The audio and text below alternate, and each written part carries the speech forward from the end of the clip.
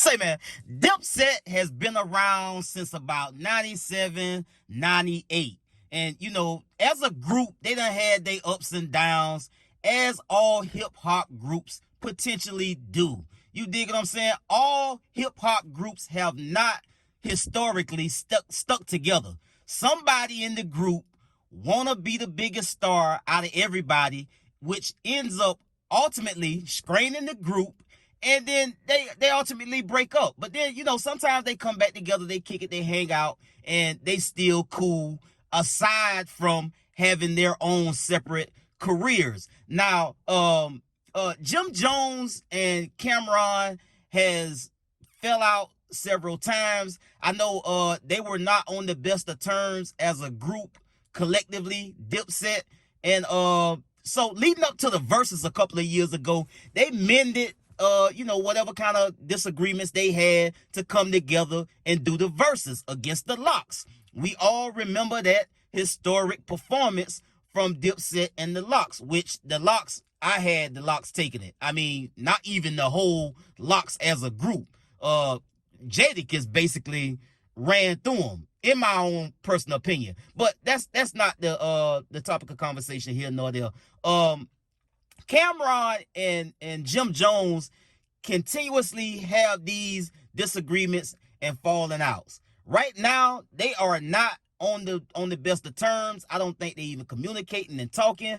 And Jim Jones did an interview, sat down with Justin LaBoy on the Justin LaBoy show, and take a listen to what he had to say about you know, in terms of Cameron. Now, before we get to that, he also had some comments and gave his opinion about, you know, how he feel about the Drake and Kendrick Lamar situation. And that's when Cameron's name was invoked and brought into the conversation, along with the Dipset situation. And Jim Jones sound like he bought over it, man. I ain't gonna lie, this sound like a nigga that's just tired of going back and forth with another grown man, regardless of what the issue is. He just sound like it's over and done with. I don't know if they coming back from this, because Jim sound like he just like, look, nigga, just stay out my way. Let's get to the content. What's your thoughts on the whole Drake Kendrick situation? I'm Drake my man, you dig? Like, I ain't got no beef with Kendrick and shit like that, you dig? But Drake my nigga, you dig? Are you able to still, even though that's your nigga, you able to like judge like, you know, who won the battle? Not life and shit like that, but who you think won that my battle? niggas all the time, you heard? I don't even get into that shit, you dig? Shout out to Kendrick and them and shit like that, you dig? And not to say it like that, like, I'm not OVO, none of that type of shit. Don't be calling me every day and shit like that, you dig? Like, I just fuck with Drake. I like his soul. Like, that's a person that I had real conversations with, as opposed to, I don't have no relationship with Kendrick and shit like that, you dig? And Kendrick is from the West Coast. You dig? And it's just love. I know we got people that we both know, and you know what I mean, shit, but I really have a relationship with Babe Bro, so you know what I mean? Okay. And I don't get into all of that. It is what it is. It's hip hop. Niggas been battling for years and shit like that, you dig? I didn't hear him say he was suing Kendrick Lamar. Yeah. You know what I mean? I didn't hear him say he was suing somebody personally and shit like that. Nigga, if I seen people sue AT&T and Pepsi and get a bag for it. Right. You heard? Like people win lawsuits all the time against companies and nobody hold that against them. Niggas like, oh, they got that lawsuit money, that nigga already balling. I never heard a nigga be like, oh, this nigga, oh, he sued a nigga. Oh, you suing niggas now for that money? It was like one person as the leader's like, nah, well, this what we wearing. I created the aesthetic. Okay. For the diplomats. You heard? Dan and Cam's pink. You heard? He'll tell you. Nah. All right. Sooner or later, he gonna have to tell it. Where he got the pink from. A shot. If I'm lying, I'm flying. Bring me a shot, please. You can ask Dame and you can ask Cam, because those were the two people that were snapping on me when I came in and didn't get my truck. Wow. That's some shit. Down to the pink. Mm-hmm. I was supposed to get the caddy truck when we first got the diplomat deal. I came to the office, I had on the pink Diodoras with the pink stripe, the pink polo shirt on. Diodora shit was, you heard? That shit was a and different came in type there, of the pink was just lighting up the room, but the truck didn't get delivered, so they just kept snapping on me like, oh, this nigga got all this fly shit, no motherfucker. Cam was like, I'm taking that pink, I'm running with this shit. He like, I'm running with it. That shit fly. I'm going crazy with it. That was Killer Cam at the time. You heard? Like whatever fits what we need, then that's what we gonna do. Chances of you, Cam, and Mace getting back? I don't think it's really gonna happen. We're two different type of people and shit like that. We always have. Always have. Competitive nature always been first before friendship. Remember, Cam, my man. It's not. So it's not you. I took the position of my position. Cam is my partner. I'm not his artist.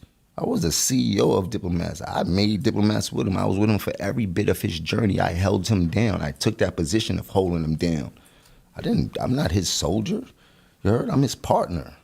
But in the journey that we had to take, I had to do what was needed, nigga. That's why I played my position. And that's why I'm able to be here and have a conversation with you, because I did what I was supposed to do. If I didn't, I don't think I'd be able to have this much success or this good grace. We just on two separate sides of the fence. You heard? Like, they do what they do, and I do what I do. I'm very different from them, my brother. You heard? Like, very different. For real. You dig? Yeah. Like, way different than them and shit like that. And I ain't here to put nobody business out there, none of that type of shit. I'm not that type of nigga. I ain't here to talk down on them niggas. I don't care. Them niggas know what I do. You heard? And they know what I've done. And they could dance around it all they want and shit like that, joking. But they know, nigga, if I get upset, it's gonna be a real problem. And I can tell you about times that I did get upset. And I can tell you about times that they don't want me to talk about. You heard? The both of them. You dig? Like, this shit ain't no game. They can't play with me too much.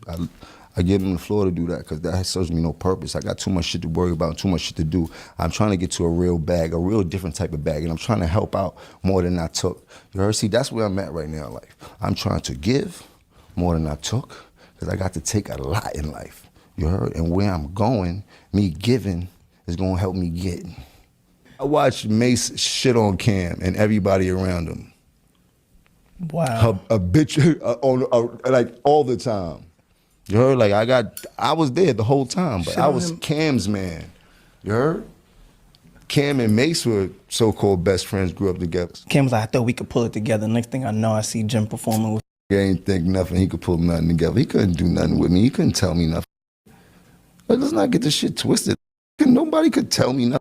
I was my own boss. I did what I did as a soldier, because I was a soldier. You heard? I had the soldier. He couldn't tell me nothing. You heard? I did what I wanted to do. I seen the shit wasn't going right, so I started doing what Jim Jones needed to do for Jim Jones. Because the that was supposed to be the Don wasn't taking care of the capo.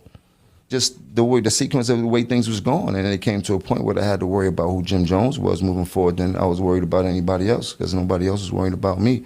I got to a point where I became famous too. There was a point where all the famous people know me. Then after that, it was like, shit, I'm just as famous as all the famous people. I can't do what I used to do for you. You heard? Somebody got to do that for me right now, because I'm super lit. You heard?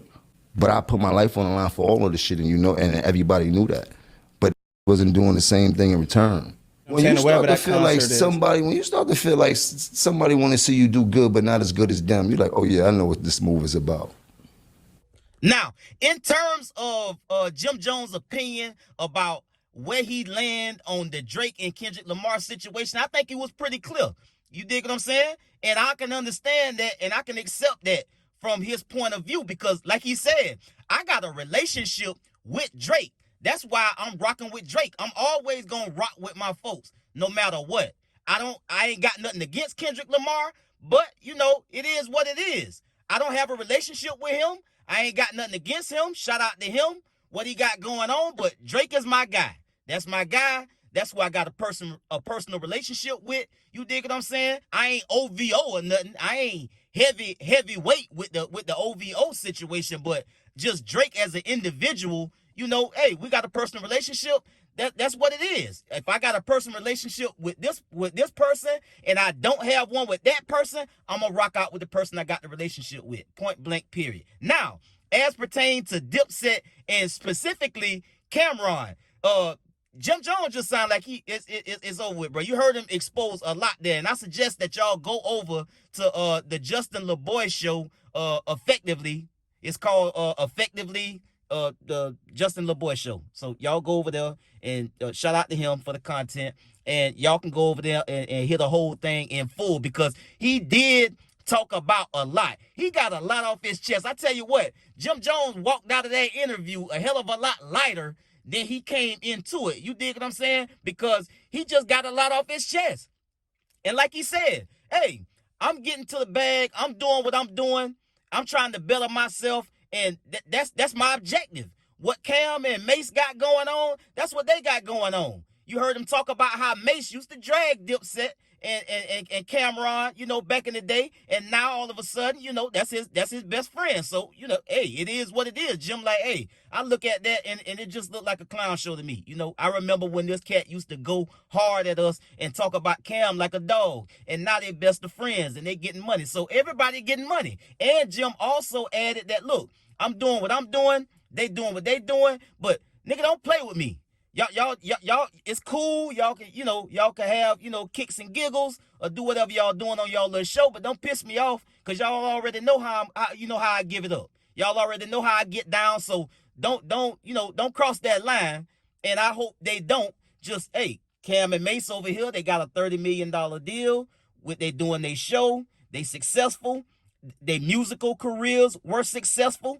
They legends in my eyes in their own right for what they did to hip hop in their time, and so they own to other things. Jim is still primarily in his music bag. He seemed to me to be getting better and better with time. I don't know how that's possible, but it is what it is. He still continue to make music. Him and Mano. Him and Mano been doing a lot of shit that's been really, really good in my own personal opinion. But as far as Jim and Cameron go, hey, if I say this about a lot of these cats too, when I'm doing this content, when these folk fall out, just keep it copacetic, man. You dig what I'm saying? And if you have to be around each other, let's keep it cordial. Like the young ladies say, let's keep it cute. Ain't no need to get catty and go with the beef and doing all that. Take a look at 2024 and look yourself in the mirror and ask yourself, do you want to be indicted? You dig what I'm saying? And just let that shit go. If they ain't cool, they ain't cool. It's all right. They done made history together already. So, hey, people grow apart, bro. They get older. They have different views. They don't align as far as perspectives and where they trying to go at in their life right now, in the present. And that's okay, man. It's all right, bro. Like, it's cool, bro. Everybody calm down. Just because we knew each other years ago and we made history together years ago, times have changed. People have gotten older. They got different views on how they see the world and how they see their life and how they see their career and how they want to do business. You dig what I'm saying? Everything is an evolution of life, man. Things change. People change. The bag just get different. And so you got to make different decisions based on what's best for you as an individual and what's best for you and your family. It's not about, what I did with some other grown men years ago. You can't let that dictate your future. So that's where Jim Jones sitting, and that's his position. You dig what I'm saying? I just say they keep it cool and don't go back and forth and don't get too aggressive with this situation and turn it into something that it don't need to be. I get at y'all on the next one, man. Y'all be smooth. I'm out.